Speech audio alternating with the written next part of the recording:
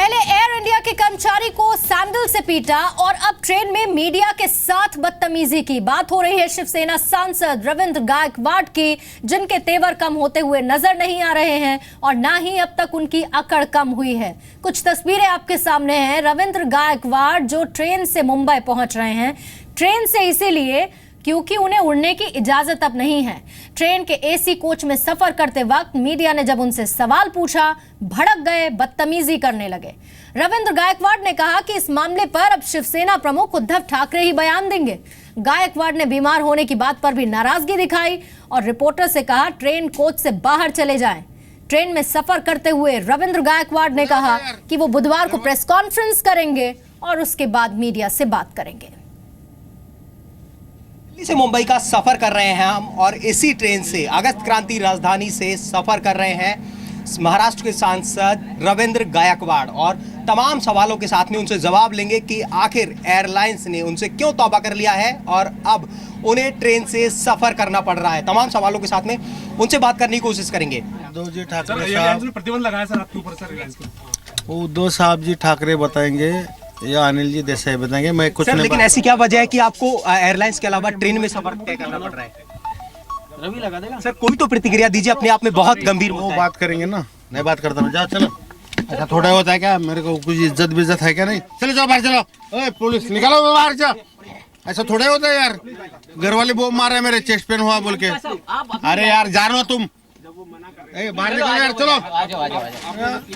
वही झगड़ा निकालेगा क्या अभी? हाँ भी रविंद्र गायकवाड़ को रास नहीं आ रहा है मीडिया और अब उनके पास में कोई जवाब भी नहीं है। हमने बात करने की कोशिश की रविंद्र गायकवाड़ से, लेकिन वो किसी भी तरह से किसी भी सवाल का कोई जवाब नहीं देना चाहते, या फिर यूं कहें कि उनके पास में जो उनके कर्मकांड है, जो उन्होंने किया, उसका कोई जवाब नहीं है। कैमरामैन एस सक्सेना के साथ हिमांशु मित्तल, दिल्ली मुंबई अगस्त राजधानी एक्सप्रेस ट्रेन से। तो एक तो रविंद्र गायकवाड़ की अकड़ नहीं गई, पहले कर्मचारी के साथ बदतमीजी, फिर उसके बाद मीडिया के साथ बदतमीजी। उस पर शिवसेना सपोर्ट कर रही है अपने सैंडल मार्च सांसद को। आपको हम पूरी रिपोर्ट दिखाएंगे, लेकिन उससे पहले एक जरूरी बात हम आपसे शेयर करना चाहते हैं। खबरों के चयन की प्रक्रिया को हम आपके लिए पारदर्शी बनाने के लिए नई पहल की शुरुआत कर रहे हैं, जिसके लिए हमने 4 पैमानों को, 4 आधार को सिलेक्ट किया है खबरों की जांच के लिए, जिसमें पहला पैमाना है खबर की जगह पर हमारे रिपोर्टर की मौजूदगी है या नहीं। तो आपको ये बता दें कि इस खबर पर, जो खबर हम आपको दिखा रहे हैं, जी न्यूज़ के रिपोर्टर की मौजूदगी है। दूसरी विश्वसनीयता का मापदंड यह है कि खबर सत्यापित है या नहीं। तो आपको यह भी बता दें कि यह खबर एकदम सही है। तीसरा पैमाना गवाह या फिर एक्सपर्ट की राय हमने ली है या नहीं। तो इस खबर में कोई गवाह नहीं है।